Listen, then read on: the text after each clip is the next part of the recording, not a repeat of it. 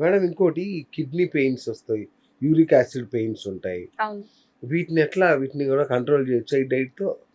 Uric acid పెరిగి ఉందనంటే ఖచ్చితంగా మీకు గౌట్ అది అక్యుములేట్ అయ్యి జాయింట్స్ దగ్గర పెయిన్ అది ఉంటుంది సార్. ఓకే. సో ఏం ఇండికేట్ చేస్తుందంటే మీ కిడ్నీ ఫంక్షనింగ్ ఎలా ఉంది అన్నది ఇండికేట్ చేస్తుంది. ఓకే. సో ఫిల్టరేషన్ రేట్ ఎలా ఉంది హ్మ్. అన్నది చూడాలి. ఫిల్టరేషన్ రేట్ దెబ్బతిన్నా మీ కిడ్నీ అన్నది అంటే uric acid is a waste product. బయట బాడీ నుంచి బయటకి పోవాలి. అది పోని పరిస్థితుల్లో ఏమవుతుంది, లోపల జమ అయిపోతుంది. కిడ్నీలో కాదు సార్, జాయింట్స్ లో. అచ్చా, ఓకే, రైట్. స్టోన్స్ గా కూడా మారొచ్చు కొన్ని కేసెస్ లో. స్టోన్స్ గా కూడా మారుతుంది, కొన్ని కేసెస్ లో గౌట్ లా అంటే మీ జాయింట్ చుట్టూ అక్యుములేట్ అయిపోతుంది. ఎక్కడ పెట్టాలో అర్థం కాదు. సో జాయింట్ చుట్టూ కూడా గౌట్ లాగా ఫామ్ అవుతుంది. సో దాన్ని కూడా కిడ్నీ ఫంక్షనింగ్ ఇంప్రూవ్ చేసే డైట్స్ ఉంటాయి సార్. ఫస్ట్ కారణం ఏంటి, ఫంక్షనింగ్ ఎలా ఉంది, కిడ్నీ ఫంక్షనింగ్ ఎంత డిటోరియేట్ అయిపోయింది, ఎందుకు ఎలిమినేషన్ చేయలేకపోతుంది చేయాలి సార్. ఖచ్చితంగా మొత్తం అనాలిసిస్ చేసి ఒక డిస్ఫంక్షనింగ్ అవుతుందంటే ఎందుకు ఏంటి అని తెలుసుకుని దాన్ని బట్టి కూడా ప్లాన్ చేయొచ్చు. మరి ఆటో ఇమ్యూన్ డిసీజెస్ పరిస్థితి ఏంటి madam? Auto immune most of the time genetic ఉంటుంది సార్. అండ్ స్ట్రెస్ రిలేటెడ్ ఉంటాయి చాలా మట్టుకు. ఎక్స్ట్రీమ్ క్రానిక్ స్ట్రెస్ కి గురయ్యి, అంటే చిన్న ఎగ్జాంపుల్ చెప్తాను. ఆటో ఇమ్యూన్ ఎలా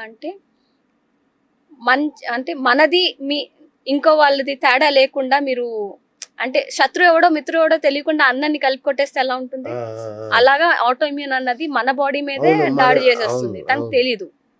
అంటే ఒక గోడ మీద ఈగ ఉంటే ఆ ఈగని చంపడం గురించి ఆ గోడను కొడుతున్నారు, లేకపోతే మీ చెంప మీద ఈగ వాలిందా, దోమ ఉందా, వెన్ యూ హిట్ ఇట్ మీరు కొడితే మరి మీ చెంప కూడా తగులుతుంది కదా. మన బాడీ అదే చేసుకుంటుంది. ఆ దోమను కొట్టడానికి గురించి ఆ చెంప కూడా వాయించుకుంటుంది. అదే auto immune condition. So inflammation వల్ల మేడం చాలా అంటే ఇన్ఫ్లమేషన్, గట్ లీకీ గట్ తగ్గిస్తారా? తగ్గించాలి సార్, ఖచ్చితంగా తగ్గించాలి సార్. మీరు తగ్గిస్తారా? అది నాకు మీరు ఏం చేస్తారో కావాలి నాకు. ఇన్ఫ్లమేషన్ తగ్గిస్తాను సార్. ఇన్ఫ్లమేషన్ కి కారణం ఏంటి అంటే, ఇన్ఫ్లమేషన్ అనగానే ఇప్పుడు మీ ఇల్లు ఉంది సార్, మీ ఇల్లుకి వేరే వేరే రూట్స్ ఉంటాయి వచ్చే మనిషిని బట్టి. సో ఇన్ఫ్లమేషన్ అదే, కానీ కాజెస్ అంటే what is causing the inflammation అన్నది వేరు ఉంటుంది. సో ఈ మనిషిలో కాజ్ వేరు ఉండొచ్చు. అంటే జూబ్లీ హిల్స్ నుంచి వచ్చేవాడు వేరే చోటు నుంచి మీ ఇంటికి ఆ రూట్ వేరు, బంజారా నుంచి వచ్చిన వేరే రూట్ ఫాలో అవుతారు. సేమ్ మీ వచ్చేది మీ ఇంటికి అయినా రూట్ వేరు అయిపోయింది కదా. సేమ్ అలాగే మీకు ఇన్ఫ్లమేషన్ ఉందంటే మీకున్న కారణాలు ఏంటి తెలుసుకోవాలి. ఇండివిజువల్ చాలా పర్సనలైజ్ ఉంటుంది. అది మనిషికి ఒక కారణం ఉండొచ్చు. ఇంకోటి మేడం, ఈ మధ్య డిప్రెషన్లోకి వెళ్ళిపోతున్నారు జనం. స్ట్రెస్ ఎక్కువైపోయి, ప్రొఫెషనల్గా కావచ్చు, ఇంట్లో స్ట్రెస్ ఎక్కువైపోయి, ఈ స్ట్రెస్ని తగ్గించడం ఫుడ్ వల్ల అవుతుందా మేడం? ఐ మీన్ డైట్ వల్ల అవుతుందా? ఫుడ్ వల్ల పూర్తిగా కాదు సార్, కానీ ఫుడ్ అనేది మీ స్ట్రెస్ లెవెల్స్ ని ఇంపాక్ట్ చేస్తుంది.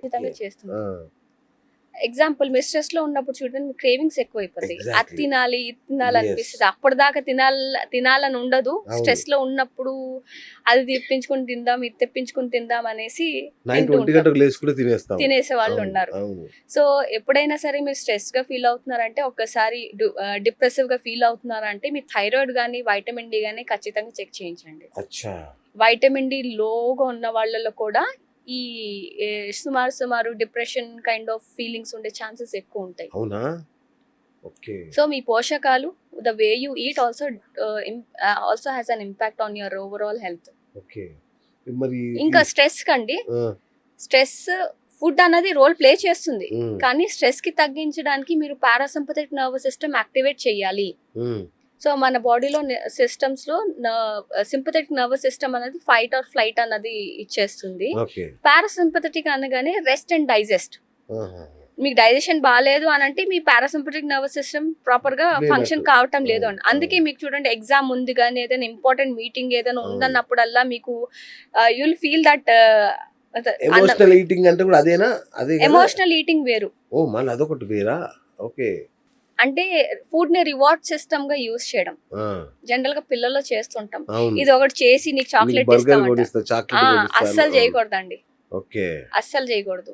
అక్కడే పిల్లలకి అసలు ఏం తినాలి ఏం అర్థం కాదు, మనమే ఇప్పిస్తాం.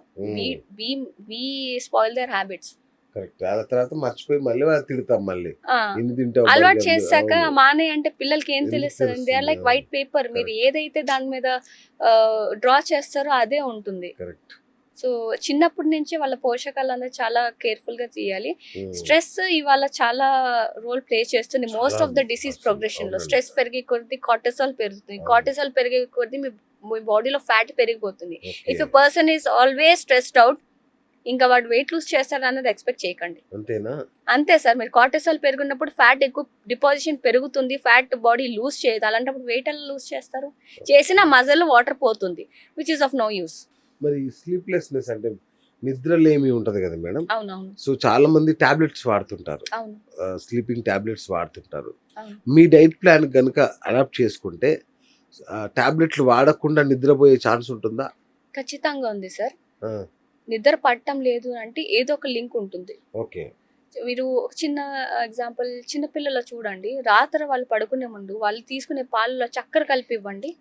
ఒక గంట ముందు పడుకునే అబ్బాయి పిల్లడు 2 గంటల దాకా పడుకోడు, 3 గంటల దాకా పడుకోడు. ఓ, షుగర్ కలిపితే?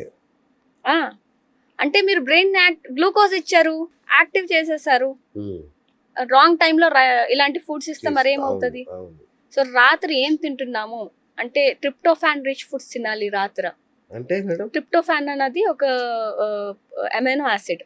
ఓకే. అది సెరోటిన్ అన్న స్లీప్ హార్మోన్ కి ప్రికర్సర్ అన్నమాట. ఓకే. సో అది సెరోటోనిన్ రిలీజ్ అవ్వాలంటే అవేంటో చెప్పండి మేడం. సెరోటోనిన్ అన్నది స్లీప్ హార్మోన్, అంటే స్లీప్ Okay. కాదు, మెలటోనిన్ తో కనెక్షన్ ఉంటుంది దానికి. ఓకే. ఆ. ఇవి నిద్ర బాగా పట్టడానికి మనకు ఉపయోగపడతాయి. అదే మెలటోనిన్ కానీ ఏంటి ఆ ఫుడ్స్? పంకిన్ సీడ్స్ ఉంటాయి సార్, ఓకే. పెరుగులో ఉంటుంది ట్రిప్టోఫాన్. ఓ, సో ఇవన్నీ ఉంటాయి. ఇంకొకటి ట్రిప్టోఫాన్ కాకపోతే మీ నర్వ్స్ ని కామ్ డౌన్ చేసేది క్యామమైల్. ఓ, చాలా మంది పడుకునేటప్పుడే అన్ని ఆలోచనలు అప్పుడే వస్తాయి, అవును. అంటే నర్వ్స్ ని కూడా మీకు కామ్ డౌన్ చెయ్యాలి. ఓకే. సో క్యామమైల్ టీ ఒకటి రాత్రి రియల్లీ వర్క్స్. ఓకే. అలానే ముందు మీ డే మొత్తం డైట్ లో ఏమైనా మీరు ఎక్కువగా హైపర్, మీ బ్రెయిన్ ని ఉన్నది కాస్త హైపర్ చేసేసే ఫుడ్స్ ఏమైనా ఉన్నాయా అది ఎక్స్క్లూడ్ చేస్తూ కామ్ డౌన్. స్లీప్ అన్నది స్లీప్ హైజీన్ అంటాం సార్. అవును. స్లీప్ హైజీన్ అంటే దానికి ఒక పద్ధతులు ఫాలో చేయాలి. నిద్ర వచ్చినప్పుడు ఎక్కడైనా నిద్రపోతాడు, ఉమ్, వాళ్ళకి బెడ్ ఏమి అవసరం లేదు, అవసరం కింద లేదు. నిద్ర వచ్చిన అవును. నిద్ర రాని వాళ్ళకి అన్ని కష్టాలు. అవును. మరి రావట్లేదు అనేసి ఇది ఇలాగే ఉంటదని మానేస్తే మరి ఎలాగా?